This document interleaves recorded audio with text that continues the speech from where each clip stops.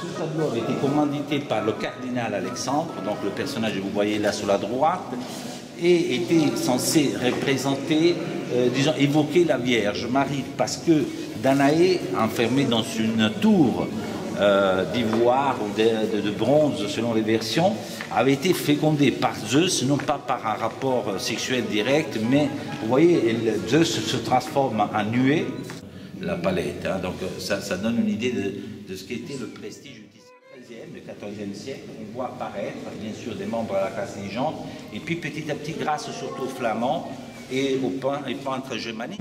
Là, la scène représentée, c'est le moment de l'humiliation, de l'annonciation, le moment où la Vierge accepte enfin le rôle qui lui a été donné. Et il va reprendre cette idée de la colonne dont on ne voit pas la fin, qui avait choqué dans l'un des tableaux de sa jeunesse. On n'a pas vraiment l'impression de trouver encore Botticelli en tant que peintre autonome, mais un Botticelli qui est encore lié à la production de Filippo Lippi, qui est l'un des grands maîtres du Quattrocento, dans cet ancien Raphaël, la manière douce, ombrienne, on l'appelle.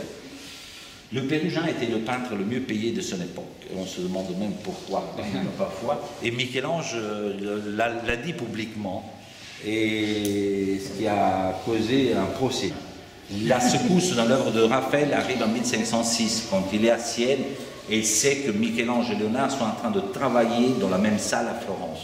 Il quitte Sienne, il va à Florence parce qu'il veut voir, et à partir de ce moment-là, il quitte cette manière ombrienne pour devenir le Raphaël qu'on connaît. Une des choses que j'ai découvert dernièrement de Greco, qui m'a un peu étonné, c'est que le Greco passe par l'Italie. Alors déjà, il ne s'entend pas avec le Titien, il travaille dans l'atelier du Titien, mais il ne s'entend pas avec le Titien, parce que le Titien voudrait qu'il fasse du Titien, mais lui, il a envie d'être peintre, non pas de faire du Titien. Le Titien faisait réaliser, puis signer, surtout passer à la création.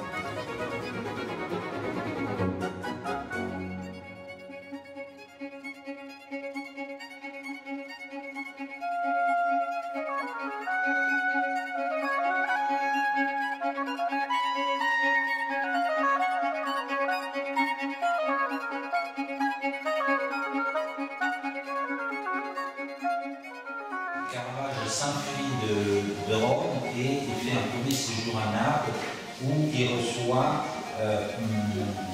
une commande par les dominicains de Naples, l'église Saint-Dominique majeur, et il réalise cette flagellation.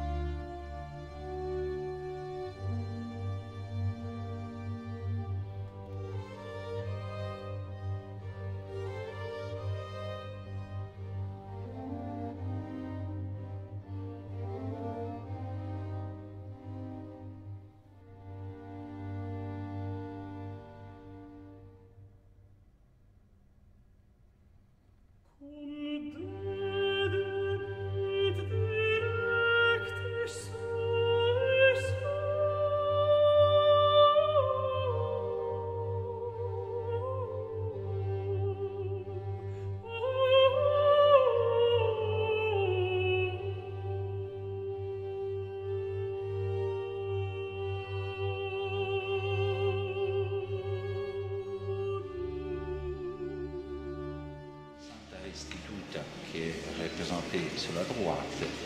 Et puis sur le côté gauche, c'est Saint-Janvier.